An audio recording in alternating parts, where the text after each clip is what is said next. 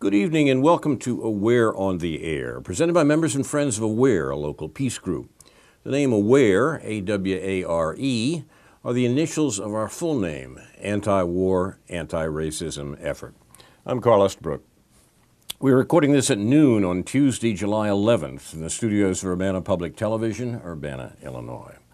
Our subject is the wars the U.S. government is waging around the world and the racism against people in foreign countries encouraged sotto voce by our government as an excuse, not the reason, for their wars. At this moment, the U.S. is making war and killing people in Afghanistan, Iraq, Libya, Pakistan, Somalia, Syria, and Yemen. Thousands of U.S. troops are fighting in these wars, although most Americans are not aware of it. In addition, the 70,000 members of the U.S. Special Operations Command are active in 3/4 of the countries of the world. Their activities include kidnapping, we call it rendition, torture, and murder. As the rest of the world recognizes, but Americans don't, they're nothing less than American death squads. Why is our government terrorizing the world to the point that international polls show the U.S. is by far the most feared country in the world, not Russia or China or North Korea or Iran? The answer is simple and horrible. The U.S. is killing people to protect the profits of the 1%, the American economic elite. Our peace group, Aware, was formed 16 years ago after the attacks on New York and Washington on 9/11/2001, and before the U.S. invasion of Afghanistan on 7 October 2001, which began America's longest war. Barack Obama was the first U.S. president in history to have been at war all the way through 2 presidential terms. The founders of Aware saw that the U.S. government would use the crimes of 9/11 as an excuse to carry on their wars in the Mideast. The U.S. government says it's fighting terrorism, but it is in fact killing people in order to control Mideast oil, what the U.S. State Department called in 1945 the world's greatest material prize. The U.S. doesn't need Mideast oil. What we use here at home comes principally from the U.S., Canada, Venezuela, and Nigeria. But control of oil from Southwest Asia and North Africa gives the U.S. a chokehold over economic rivals from Germany to China. Since World War II, U.S. presidents have killed between 20 and 30 million people for the profits of the American economic elite. Ordinary Americans have paid for these vicious wars, but they haven't profited from them. Most Americans are not aware of how much of the world is appalled at what the U.S. government has done in our lifetimes. It is a triumph for the American system of propaganda and intellectual control, the most effective in history, that Americans are able to ignore it. Those of us in Aware, like other anti-war groups in the United States and around the world, today call upon President Trump to 1. Establish a foreign policy based on diplomacy, international law, human rights, and respect for the sovereignty of other nations. 2. End the wars in the Mideast and elsewhere and stop the drone attacks. 3. Cut military spending by at least 50% and close the more than 700 foreign military bases. Russia has 15, China has 1. Bring U.S. troops and weapons home, and withdraw U.S. special forces who've been sent into 3/4 of the world's countries. 4. Stop U.S. support of human rights abusers, notably Israel and Saudi Arabia. And 5. Lead on global nuclear disarmament. There's a lot of news about the U.S. government war-making this week, but you don't get a very clear account of it in the American media, which are dominated by pro-war people and the political establishment, Republicans and Democrats alike. We'll try to give a better account tonight, beginning with Karen Aram. Okay, thank you, Carl. First, I would like to comment on North Korea. The situation there is heating up. North Korea has over 24,000 U.S. troops on its border with South Korea. The only thing preventing them from an attack by the U.S. is their nuclear weapons, especially with the U.S. now insisting on TAD in implementation in South Korea. TAD is an affront to both China and Russia as well as North Korea because it's pointed at China, and so there's a touch of it pointing to parts of Russia as well. Now, if attacked by the U.S., North Korea has enough military artillery to literally incinerate Seoul and the U.S. troops stationed there. So they don't really fear a U.S. nuclear attack. South Korea fears the U.S. provoking an attack. Now, freezing their nuclear program is supported by China, but U.S. demands are that China should be doing our bidding is really rather ridiculous. That we should be bringing that China should be bringing North Korea to heel, because it's not in China's interest, frankly. Although, as I said, they support freezing their nuclear program. Now, the North Korean regime may be unreasonable, but their demands are not. Their demands are very reasonable. So with both China and Russia, they've both been urging the U.S. to hold talks with the use of diplomacy as a means of settling issues. And an end to the Korean War, which is decades old, bringing our troops home would be a start. What North Korea wants, which is what pundits often ask, they want security, all right? They want a final peace treaty. They want military presence of the U.S. troops on their border removed. And they want a stop to the massive exercises. We call them exercises, military exercises in their territory. And then here yesterday morning, I heard, and I'm not sure when it took place, but it was either that morning or the day before, whereby the U.S., the Pentagon, dropped a dummy bomb in the territory. There is I'm not sure how much of the strip between North and South Korea that had been agreed upon back by China and the U.S. And Korea at the time of the armistice, which is all that really exists as an armistice now. In that territory, they dropped a dummy bomb, and this to me is insane. This is totally insane. It's right out of the Dr. Strangelove playbook or handbook, what do we call it? But because this is the kind of thing that the U.S. is doing to provoke North Korea into some form of attack, a defensive attack. And this is what we're doing, and this is really totally insane. So I'll stop there with North Korea. It's an important and dangerous situation, and you're absolutely right, Karen, that the DMZ, the demilitarized zone between North and South Korea, has existed since the Korean War of the early 1950s, which Americans were lied to substantially about at the time and ever since.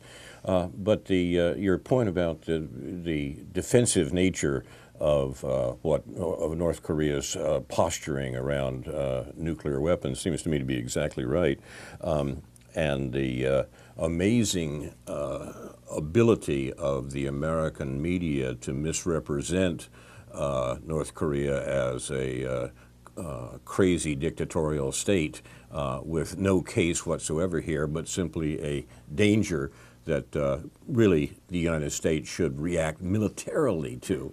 It fits in with the general American policy that guides so much of what the U.S. does these days and has for many, many years, and that is the insistence by the United States that no economically integrated association arise in Asia that can counter the worldwide economic hegemony of the American 1%. That's the bedrock, that's the foundation point, and refers to all of the activities the U.S. takes on, including this provocative picture of North Korea. The old political slogan, everything is connected, works very well indeed, unfortunately, in terms of American policy here. And that's what's going on in Korea. It's hardly mentioned that in during the Obama presidency, North Korea offered a cessation of their nuclear developments, their nuclear tests, in return for the point that you mentioned, the suspension of the military exercises being carried on by the U.S. and South Korea. It was a straight-out offer of a deal to reduce the tensions in North and South Korea that obviously are not in the interest of the North Korean regime. The Obama regime, the Obama administration, rejected the offer. So no, they wouldn't accept it. And so when we hear the American government talk about the fact that North Korea is embarked upon a military program, a program of nuclear development that it's unwilling to negotiate about, that's a straight-out lie. It's simply false. And the North Koreans, who are not crazy, as you say, realize that an agreement with the United States to end the provocations against North Korea is in their interests. The Americans are not told that, and our government is free to continue the depiction of North Korea as this crazy state that will probably have to be dealt with militarily. The Trump administration is being fed this by the American political establishment, and unfortunately, they seem to be willing to buy it, and that's very dangerous to everyone. I hear commentators saying that the U.S. Foreign policy establishment fails to understand or fails to recognize China's foreign policy, et cetera, as though, when they keep calling, especially with Trump now, keeps calling for, but I heard this back when my friend with the former State Department official asking me, when is China going to, rein North Korea in? And this goes back to 2008, 2009, I think. So this has been the claim for quite some time now, that China has to rein in North Korea. Right. And let me say this, when China has talks with North Korea, if they're asking them to rein in on doing anything, they don't do it publicly, because it's not about shaming them. That would serve no purpose. But there's a lot of business going on in North Korea by Chinese party members and Chinese military apparatchik. And so there's a lot of communication going on. And I'm sure that the Chinese government has, and then officially asking them to freeze their nuclear program. But what I have to laugh at as the assumption that our foreign policy apparatchiks don't understand Chinese foreign policy. They do. They understand very well, as you've always pointed out, Carl. They're not stupid. Yep. They're just terribly ruthless. And bottom line, I mean, it's so obvious that it's not in China's interest to rein in North Korea. And with TAD, TAD itself is, and most of the nuclear, most of the missiles that are in the military, U.S. military bases surrounding throughout Asia, throughout China, throughout the South China Sea, whether it's the Philippines, whether it's Australia, wherever it's located, is pointed at China. Oh, yes. So, I mean, so in a way, you can think of North Korea as China's, call them their quarterback. I don't know what the football term would be. I don't know. That may even be too strong a term, I think, given that China at the UN and the UN Security Council has called upon North Korea to comply with the Security Council resolutions that would limit the nuclear tests, limit the missile tests that North Korea has been carrying on. China says, yes, China says quite clearly there's Security Council resolutions on this, and North Korea should follow them. Right. So I mean, there's not even. What more can they do? Right. What more can they do? And any suggestion that they put down their nuclear arms, which is probably what the U.S. really wants done. So what I see two things. I see this call for China to take North Korea at hand, or take control of North Korea, as a means of negating China's ability to be a superpower. I see it as a put down of China to do what the U.S. think needs to be done. Is somehow they are not complying. And that was even, as I said back, it was early 2009, my friend, former State Department official, visited me when I was living in Shanghai and was asking me as if I was an expert on any of this. And I had to laugh because my thinking is, why do we assume that it's up to China?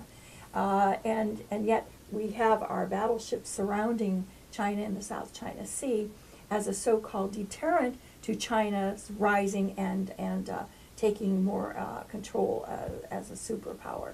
So here I see great, yeah. The United States long-term policy of preventing the rise of Asia economically and particularly, but also militarily, was on display also, and the other major Asian power this week in terms of the discussions between Donald Trump and Vladimir Putin in Hamburg. I think the most amazing thing about these discussions is not that they took place and that they indeed made some substantial progress in terms of the relationship between the two countries, but that the outrage expressed by the American media and the war party in the United States, which includes the Democrats, the neocons, the Pentagon, the so-called intelligence agencies, that was so hysterical. The notion that Trump was giving away the store to Putin is outrageous and nonsensical, but that's the account that you got from the media, if you got any account at all of the agreement. At the heart of the Trump-Putin discussion was an agreement for a ceasefire in parts of Syria. You would think that that would be the major issue, because that's where people have been dying in great numbers as a result of the policies of Russia and the United States. Not from the U.S. standpoint. Well, exactly. And indeed, if you look at, I must admit, even all my years of listening to the sort of nonsense we get from the American media on this, even I was shocked to see that the reportage across the board of the Trump-Putin discussion led with, did Putin admit that he hacked the Russian, the American elections? That was the lead in everything. New York Times, Washington Post, CNN, of course. The media in general said that was the issue. In fact, the issue was Syria, and the result was very good in the sense of an agreement on a ceasefire in Syria. The ceasefire went into effect on Sunday, and early on Sunday, and it's held on. It's kept. For how many days, though, Carl? But the point is that that's the story. That's, talk about burying the lead as journalists do, that is, taking the major point of your story and ignoring it or putting it later in the article. This is the greatest burying of a lead I've seen in a long time. The lead is that Trump and Putin came to an agreement about Syria that will prevent the ongoing murders that are the result of America's presence in Syria, and nobody noticed, or nobody in the journalistic world noticed. There was a report on the effectiveness of the ceasefire in the morning newspaper, for example, not only in Champaign-Urbana but in all morning newspapers across the country, buried usually, as in CU, on the last page of the business section. Now, you know, all this talk about whether Donald Trump's son met a Russian lawyer or not, I heard about that. is what we heard about. And the important story, the important story is put aside because it doesn't fit with the American propaganda stance and the great fear of the American War Party that the Trump administration is not fitting with the American propaganda stance. This is an astonishing situation. Well, I think we know what. Mark Slavoda on RT's Crosstalk, or something about bullhorns that they do when they don't have guests. It was a very interesting conversation related to just this. Sometimes I think Peter Lavelle and some of them are a little too enthusiastic about Trump's abilities by pointing out that Yeah, they criticized mainstream media for going over how the chemistry and the rapport between Trump and Putin was so evident, and then they complained about mainstream media doing the same thing, which is, really absurd. But the fact that this agreement took place, and they were only supposed to be talking for 30 minutes, or 20 minutes or Right, something, but it right. actually went on for over 2 hours. But here's to me what is critical is that, according to Mark, he said, the agreement basically is vague and undefined, just as the former agreement was. And he said it's only in an area in the Southwest, which is an area that has only been important for the past couple of months because it was resuscitated as an alternative to getting the Syrian government to prevent their advances to the east, where they were attempting to get rid of ISIS.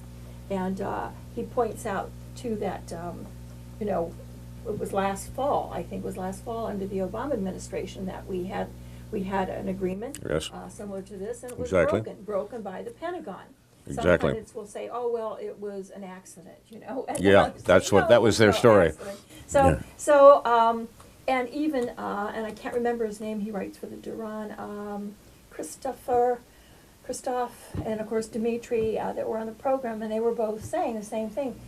Will the deep state allow Trump? Because they keep going on about how now Trump must lead. Let's show, he has to lead, he has to take. And of course, I'm very skeptical that any U.S. president really can lead. In let's just say since the 70s, I don't think the option is really there anymore. I think they follow, and they actually then did joke about the deep state. They are treacherous, and they will do everything they can to ruin this. And not all of us are hopeful. Many of us are skeptical. It would be nice, but I have a question to ask.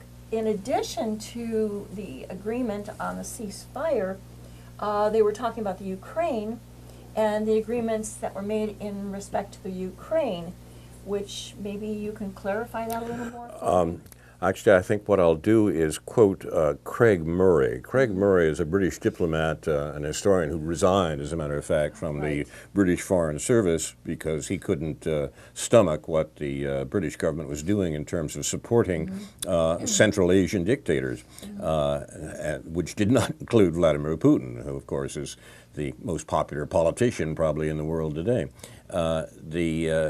Murray is well informed, well connected, and has written well about what's going on here. He has a piece about this situation as follows. After 6 solid months of coordinated allegation from the mainstream media allied to the leadership of state security institutions, that's British talk. A state security institution is the CIA or the NSA. So he's talking about American media in bed with the CIA and the NSA. That's right. And he says, from then we have gotten 6 solid months of coordinated allegation, not one single scrap of solid evidence for Trump-Russia election hacking has emerged. Now remember, this is the story that was featured in the American media. Murray writes, I do not support Donald Trump. I do support truth. There is much about Trump that I dislike intensely. Neither do I support the neoliberal political establishment in the USA. The latter's control of the mainstream media and cunning manipulation of identity politics seeks to portray the neoliberal establishment as the heroes of decent values against Trump. Sadly, the idea that the neoliberal establishment embodies decent values is completely untrue. Truth disappeared so long ago in this witch hunt that it's no longer even possible to define what the accusation is. Belief in Russian hacking, in quotes, of the U.S. election has been elevated to a generic accusation of undefined wrongdoing, a vague malaise we're told is floating poisonously in the ether, but we are not allowed to analyze. What did the Russians actually do?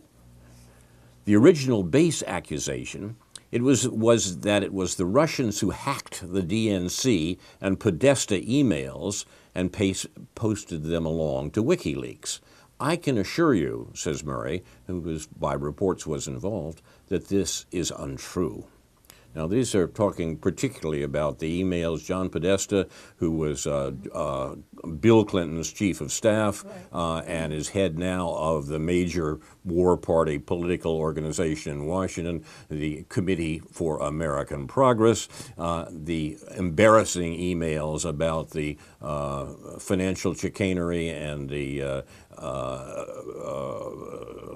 plot to destroy the Bernie Sanders candidacy and so forth. A lot of these came from his email collection, and their publication by WikiLeaks is apparently the major crime attributed to Russian hacking. They told us what John Podesta was doing. They told us what he was saying to Hillary Clinton. That's a great international crime, according to this account. Sorry, that's my amazement continues, and the account by Craig Murray is a good deal more sober. The authenticity of those emails is not in question. What they revealed of cheating by the Democratic establishment in biasing the primaries against Bernie Sanders led to the forced resignation of Debbie Wasserman Schultz as chair of the Democratic National Committee. They also led to the resignation from CNN of Donna Brazile, who had passed debate questions in advance to Clinton. Those are facts. They actually happened. Let us hold on to those facts as we surf through lies. There was other nasty Clinton Foundation and cash for access stuff in the emails, but we do not even need to go there for the purpose of this argument. The original Russian hacking allegation was that it was the Russians who nefariously obtained these damning emails and passed them to WikiLeaks. The evidence, in quotes, for this was twofold. A report from private cybersecurity firm CrowdStrike claimed that metadata showed that the hackers had left behind clues, including the name of the founder of the Soviet security services. The second piece of evidence was that a blogger named Guccifer2 and a website called DNC Leaks appeared to have access to some of the material around the same time that WikiLeaks did, and that Guccifer2 could be Russian. That is it. To this day, that's the sum total of actual evidence of Russian hacking.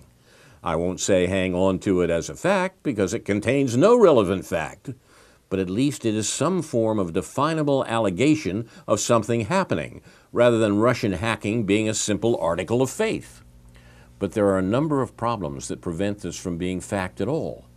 Nobody has ever been able to refute the evidence of Bill Binney, former technical director of the NSA,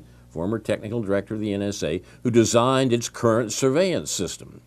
Bill has stated that the capability of the NSA is such that if the DNC computers had been hacked, the NSA would be able to trace the actual packets of that information as those emails traveled over the internet and give a precise time to the second for the hack. The NSA simply do not have the event because there wasn't one.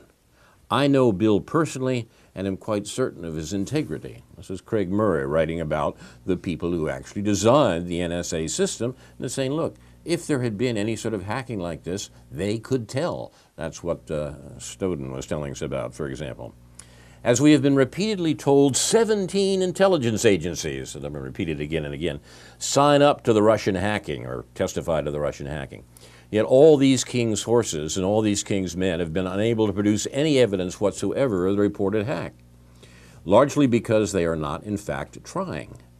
Here's another actual fact I wish you to hang on to. The Democrats have refused the intelligence agencies access to their servers to discover what actually happened. I'm going to say that again. The Democrats have refused the intelligence agencies access to their servers to discover what actually happened.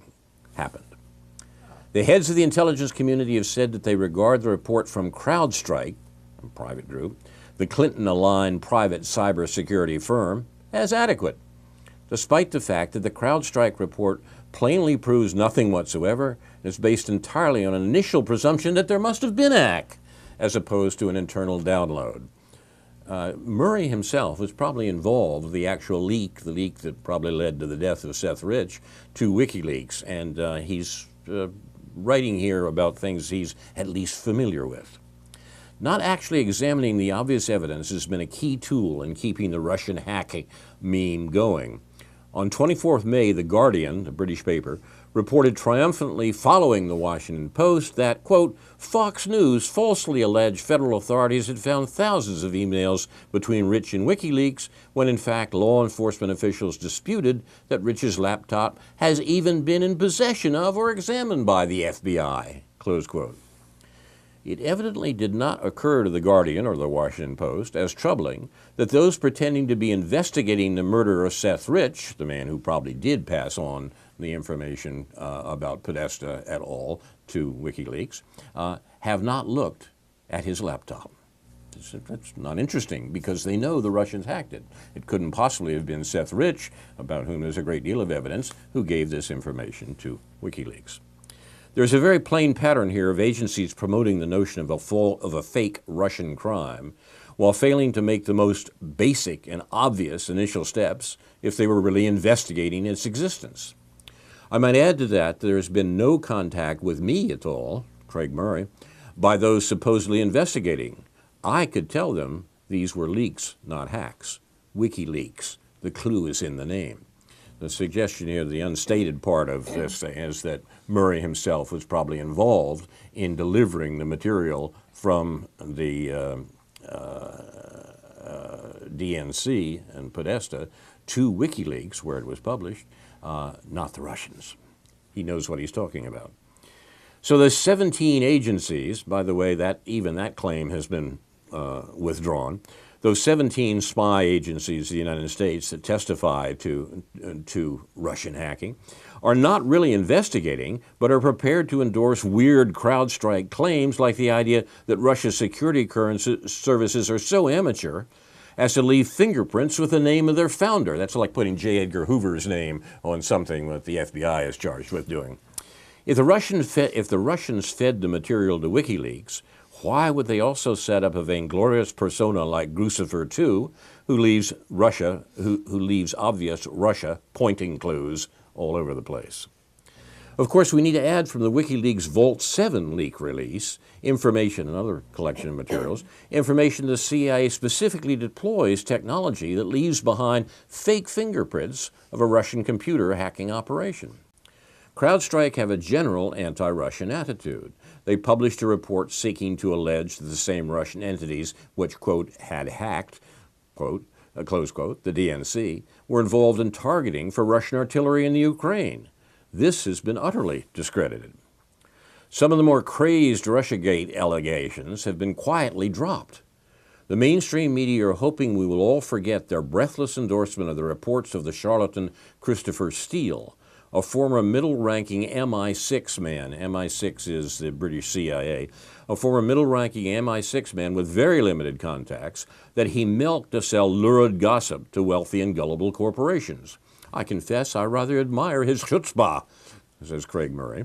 Now, this is a guy who got the stories about Trump and the Russian prostitutes and so forth that were being passed around. The point was clear that this was part of a disinformation campaign. Given there is no hacking in the Russian hacking story, the charges have moved wider into a vague miasma of McCarthyite anti-Russian hysteria. Does anyone connected to Trump know any Russians? Do they have business links with Russian finance? Of course they do. Trump is part of the worldwide oligarch class whose financial interests are woven into a vast worldwide network that enslaves pretty well the rest of us, as are the Clintons and the owners of the mainstream media who are stoking up the anti-Russian hysteria. It's all good for their armaments industry interests in both Washington and Moscow. Trump's judgment is appalling.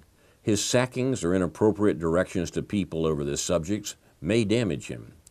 The old Watergate-related wisdom is that it's not the crime that gets you, it's the cover-up. But there's a fundamental difference here.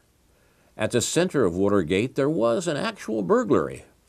At the center of Russian hacking, there is a void, a hollow, an emptiness, an abyss, a yawning chasm. There is nothing there.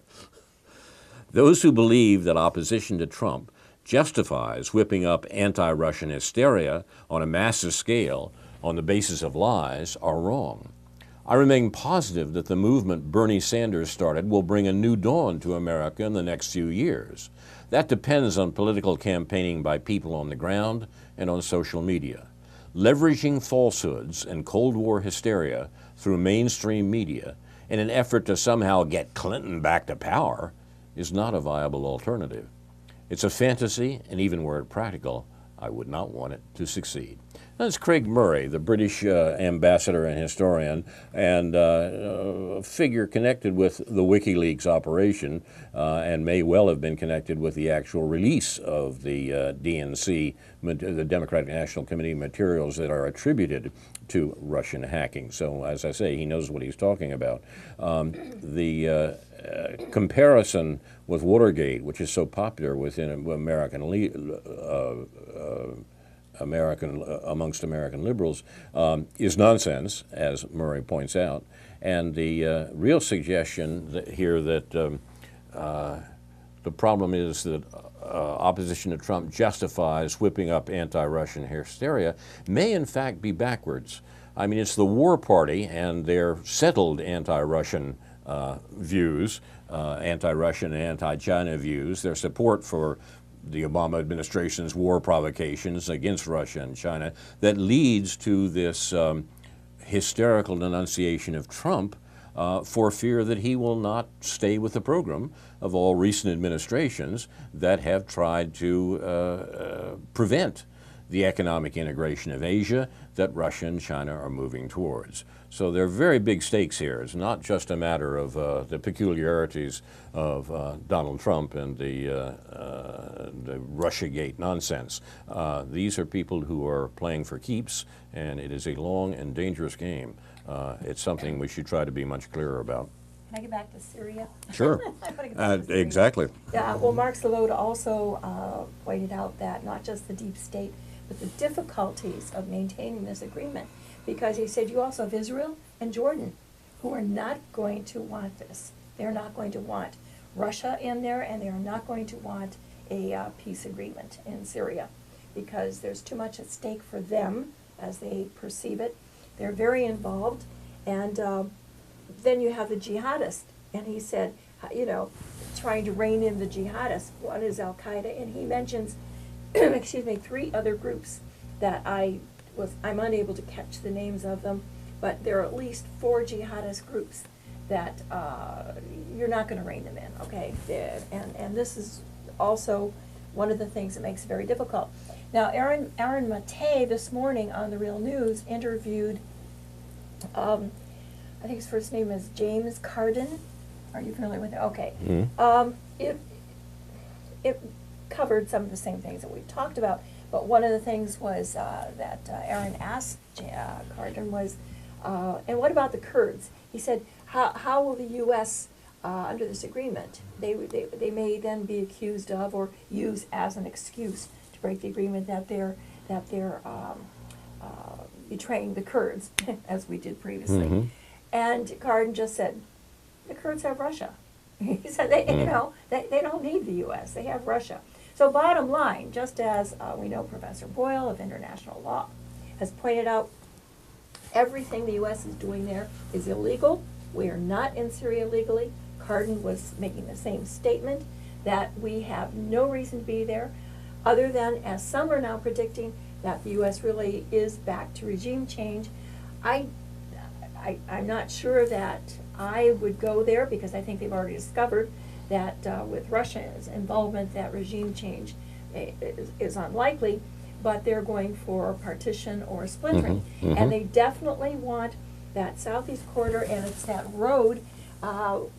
What they want to do, the U.S. wants control of the road that leads from just Damascus to Baghdad. Exactly. Because the goal is to prevent weapons and supplies, its assistance going to Hezbollah. Now, that's precisely why Israel is already in Syria. They're using as their cover that, oh, well, we're providing health care, we're providing food, and et cetera, to the Syrian people. But it's known that what they're actually doing is they're supporting Israeli jihadists, okay? I got it was something like Golan Group or Golan Gang or something. I got that a couple weeks ago. I'm not sure that's accurate. But basically, Israel has their own jihadists there, and that's actually who they're supporting. But then they use as their cover when discovered, as it now has been. We know that they have been bombing as well. We know that from back a few months ago. So partition or splintering in order to control specific segments of the society. Another thing, Carl, one note of hope, let's say we'll call it hope. Well, something that needs to always be brought out, regardless of who is speaking, is that Syria, I don't think the U.S. is ever going to give up on Syria, and I don't think Russia is ever going to give up on Syria. So whether they'll be able to do anything together is quite unlikely because of Iran. The U.S. wants Iran. They want to control Iran. They want Iran out of Syria. And Russia cannot allow any form of takeover of Iran. So all of what is taking place in Syria is really about Iran, okay? And they are next on the agenda. And someone did ask me when I sort of promoted the positive aspects of this sit-down peace agreement that Trump and Putin came to, because I think it's important initially for us to feel euphoria over something that is positive, a step in the right direction. It also shows that there are members of the government, and Trump is one, and some of his supporters that do want peace with Russia. They don't want nuclear war because of the business interest. They want to do business. Now, the problem is, as we know, what we call the deep state. The deep state simply is for our foreign policy apparatchiks that want to continue with perpetual war and control of all of the resources. So Iran is a very critical factor in all of what's taking place now in Syria. And but I was listening to the Black Agenda Report, or their radio program that Glenn Ford interviewed Professor Francis Boyle in relation to the various different issues in the Mideast and or illegality and even this peace agreement.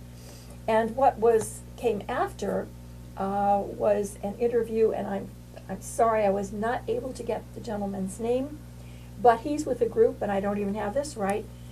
I got it down as black is black, but it may be black is back.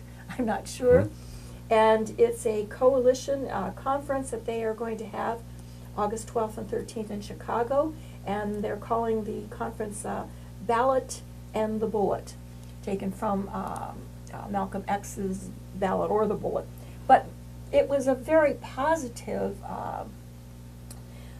speech. It was a very positive outlook because bottom line, Glenn Ford and this group, along with Ajamu Baraka, who ran as vice president to Jill Stein on the Green Party, he's going to be a speaker there. And his group, Black Alliance, Carl, Black Alliance for Peace. Yes, I think that's right. Yeah, Black Alliance for Peace. They are very, very aware of all of the dynamics, just as Martin Luther King was, just as Malcolm X was, just as many of the leaders were, that you cannot turn a blind eye to war and consider and think that you can change things domestic. They are very, very concerned about war, and that is a major topic that is going to be discussed at the conference.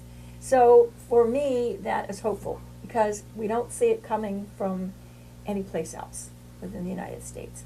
Or what I would call leadership, a form of leadership developing, and I find it ironic that it's going to have to come again from, I think, from the black African Americans in this country, people that have been so marginalized and suffered so much, and maybe it's the suffering that has allowed them to recognize what is taking place, where so many people are ignoring it, and so that to me is hopeful.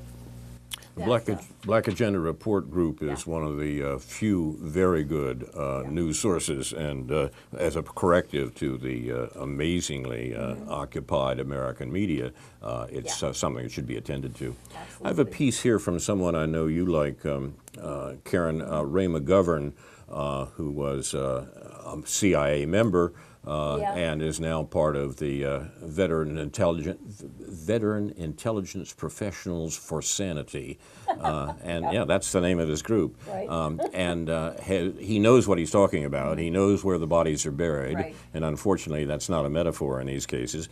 But he takes up the point that you were just making in an article from a day or two ago entitled "The Syrian Test of Trump-Putin Accord."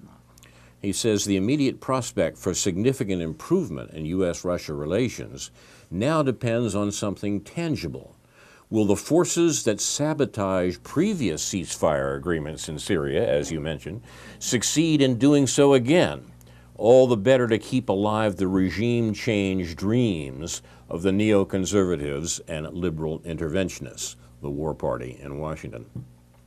Or will President Trump succeed where President Obama failed by bringing the U.S. military and intelligence bureaucracies into line behind a ceasefire rather than allowing insubordination to win out? The example you gave a few minutes ago of the attack that destroyed the Kerry-Lavrov negotiated ceasefire was an act of insubordination by the Pentagon. The Pentagon just said, we're not going to do it, and therefore they went out and killed a good number of members of the Syrian army to show that they weren't going to do it. Right. These are truly life or death questions for the Syrian people and could have profound repercussions across Europe, which has been destabilized by a flood of refugees fleeing the horrific violence in the 6-year proxy war that has ripped Syria apart.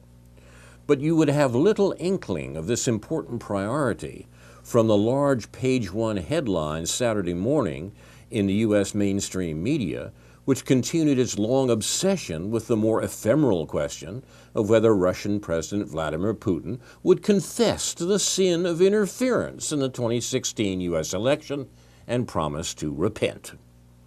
Thus the headlines, quote, "Trump-Putin talk election interference," that's the Washington Post.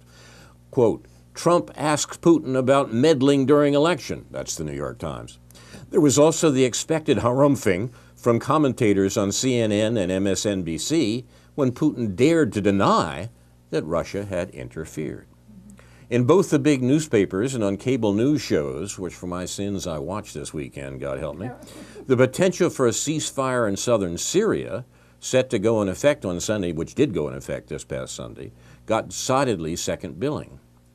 Yet the key to, as I said, page A5 in this morning's News Gazette, yet the key to Putin's assessment of Donald Trump is whether the U.S. president is strong enough to make the mutually agreed upon ceasefire stick. As Putin is well aware, to do so, Trump will have to take on the same deep state forces that surely scuttled similar agreements in the past. In other words, the actuarial tables for the ceasefire are not good. Long life for the agreement will take something just short of a miracle. Secretary of State Rex Tillerson will have to face down hardliners in both the Pentagon and the CIA. Tillerson probably expects that Defense Secretary James Mad Dog Mattis and CIA Director Mike Pompeo will cooperate by ordering their troops and operatives inside Syria to restrain the U.S.-backed, quote, moderate rebels, close quote. But it remains to be seen if Mattis and Pompeo can control the forces their agencies have unleashed in Syria.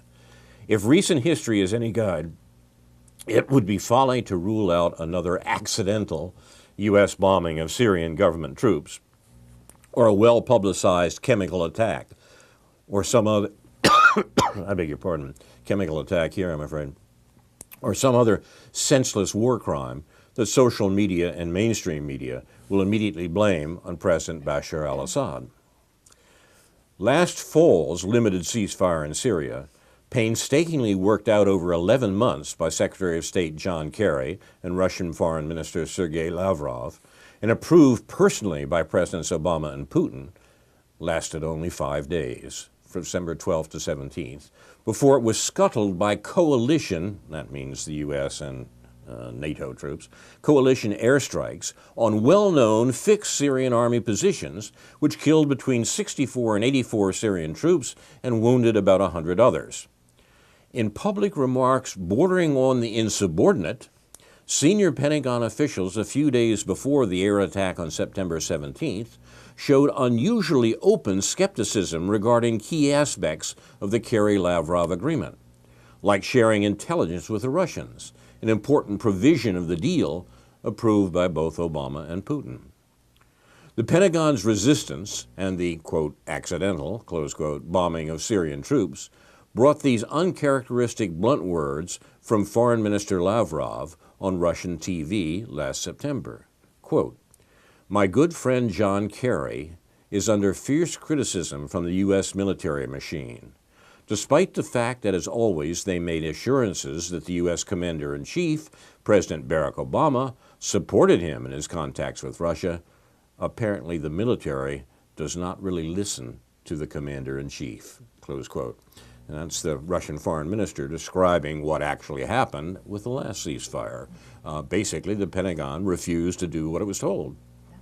Lavrov specifically criticized Joint Chiefs of Staff Chairman General Joseph Dunford for telling Congress that he opposed sharing intelligence with Russia, despite the fact, as Lavrov put it, quote, "the agreements concluded on direct orders of Russian President Vladimir Putin and U.S. President Barack Obama, who stipulated that they would share intelligence," close quote. Noting this resistance inside the U.S. military bureaucracy, Lavrov added, "It is difficult to work with such partners." Putin picked up the theme of insubordination in an October 27th speech in the Valdai International Discussion Club, in which he openly lamented, quote, "My personal agreements with the President of the United States have not produced results. People in Washington are ready to do everything possible to prevent these agreements from being implemented in practice." That's Putin talking about his agreements with Obama. On Syria, Putin decried the lack of, quote, "a common front against terrorism" after such lengthy negotiations, enormous effort, and difficult compromises. Lavrov's foreign ministry spokeswoman, meanwhile, even expressed sympathy for Kerry's quixotic effort, giving him an A for effort, after then Defense Secretary Ashton Carter dispatched U.S. warplanes to provide an early death to the ceasefire, so painstakingly worked out by Kerry and Lavrov for almost a year. For his part, Kerry expressed regret, in words reflecting the hapless hubris befitting the chief envoy of the world's only indispensable country, conceding that he had been unable to, quote, "align," close quote, all the forces in play. Translation, he'd been unable to get the Pentagon to stop killing people on the basis of the State Department's negotiated ceasefire. With the ceasefire in tatters, Kerry publicly complained on September 29th, "Syria is as complicated as anything I've ever seen in public life, in the sense there are probably about 6 wars or so going on at the same time, Kurd against Kurd, Kurd against Turkey, Saudi Arabia, Iran, Sunni, Shia, everybody against ISIL, people against Assad, Nusra," that's Al-Qaeda's Syrian affiliate. "This is as mixed up a sectarian and civil war and strategic and proxies, so it's very, very difficult to align forces," close quote. That's diplomatic speak. Only in December 2016, in an interview with Matt Weiser of the Boston Globe, did Kerry admit that his efforts to deal with the Russians had been thwarted by then Defense Secretary Ashton Carter, as well as all those forces he found so difficult to align, mainly the Pentagon. Quote, "Unfortunately, we had divisions within our own ranks that made the implementation of the ceasefire agreement extremely hard to accomplish," Kerry said. "But it could have worked. The fact is we had an agreement with Russia, a joint cooperative effort. Now we had people in our government who were bitterly opposed to doing that," he said. "I regret that. I think that was a mistake. I think you'd have a different situation there conceivably now if we'd been able to do that," close quote. The Globe's reporter, Visser, described Kerry as frustrated. Indeed, it was a tough way for Kerry to end nearly 34 years in public office. That's much more kinder to Kerry than I would be. After Friday's discussions with President Trump, Kremlin eyes will be focused on Secretary of State Tillerson, watching to see if he has better luck than Kerry did in getting Ashton Carter's successor, James Mad Dog Mattis, and CIA's latest captive director, Pompeo, into line behind what President Trump wants to do. As the new U.S.-Russia agreed-upon ceasefire goes into effect on Sunday, Putin will be eager to see if this time Trump, unlike Obama, can make a ceasefire in Syria stick, or whether, like Obama, Trump will be unable to prevent it from being sabotaged by Washington's deep state actors. The proof will be in the pudding, and clearly much depends on what happens in the next few weeks. At this point, it will take a leap of faith on Putin's part to have much confidence that the ceasefire will hold. That's Ray McGovern, who knows, as I say, where the bodies are buried, Yeah. talking about the CIA and the ceasefire and the amazing insubordination of the Pentagon during the Obama presidency. And those same forces are still there, very much trying to destroy Trump's agreement with Putin, as you pointed out. I was going to also say that's why I think Stephen Cohen has pointed out that one of the most important questions Medvedev asked Tillerson when they met was, who is making the decisions? Yes, in Washington. In Washington. Right. Who is making your decisions? That's a very good question. Yeah, and to me, the fact that the Pentagon ignored the President of the United States back when Obama was in power,